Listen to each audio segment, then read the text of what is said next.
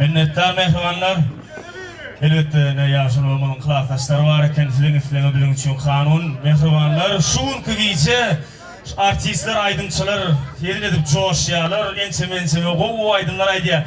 Hani hem artistlemede bağışlama yer çarbalıyım mehribanlar. İki zat erkiller yerin yüdünlü, olur erkeden bolmanlar kergiyip. Bir de şaytebe beslenen giyce, beylekisi hayır şere beslenen günlü. Yeni bir iki zat erkillercide, şolur bilen yettiye sapal erte.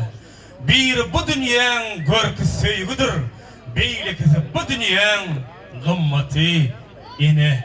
Mehriban ineler, eğer yürüytü, şu aman kadira istettik yürüytü, size bağış edip dini Allah'ımız şu numara aydınlar aydıp berayetiniz deyip, mehribanlar şu dünyaya inleren, şu acayip ağzıver ocağı, yürüytü saklap, ağzıver saklap, özüp kemale getirip, mehribanlar, ey yubuflan maşallah, ene de yer çarbalıyım mehribanlar.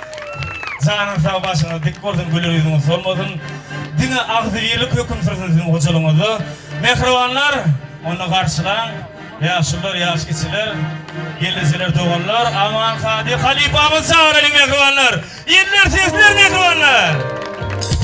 Halifa doğuttu ki.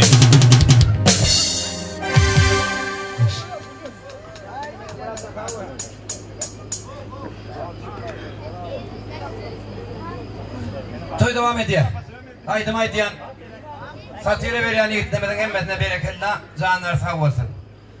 Inni yankı inimin aytışı hali. Yaşlıyımın kına saçları yaşlılar katlaşıp dururlar. Bunlar teklif ediptirler ödatlarından.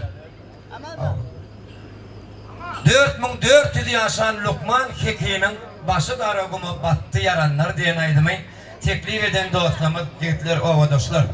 Canınız sağ olsun, ovanızda hemişe toy olsun Allah'ım. Sizin ovanızda hemişe gelemizde toy deyip gelelim.